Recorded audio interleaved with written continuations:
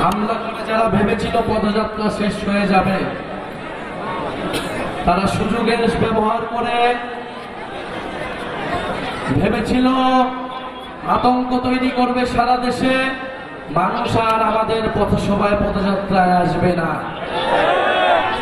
যদি তারা সশস্ত্র কায়দায় না আসতো, আমরা বিশ্বাস করি আজকে রাজবাড়িতে যত মানুষ হয়েছে, গোপালগঞ্জের সাধারণ মানুষ ঠিক ততটাই আমাদের সমাবেশে আসবে।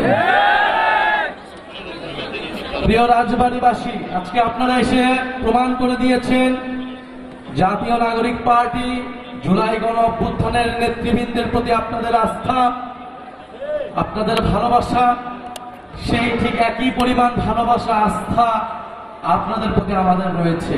জাতীয় নাগরিক পার্টি গণ অভ্যুত্থানের পরে যে ইনসাফের বাংলাদেশ, বৈষম্যহীন গণতান্ত্রিক বাংলাদেশ গড়ে তুলতে চেয়েছিল, সেই বাংলাদেশ বিনির্মাণে আমরা জানি লড়াই অনেক দিকে আমাদেরকে এখন করতে হবে।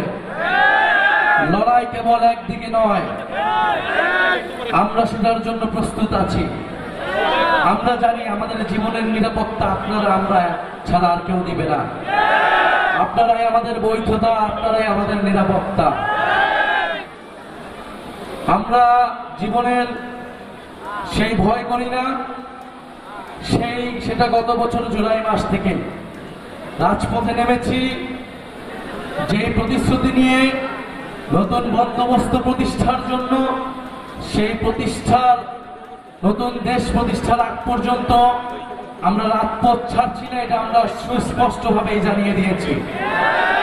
আরেকটি কথা বলতে চাই, আওয়ামী লীগকে আমরা 5ই আগস্টের পরেই বলেছি যে আওয়ামী লীগ কেবল একটা রাজনৈতিক দল না, এটা তো একটা সন্ত্রাস।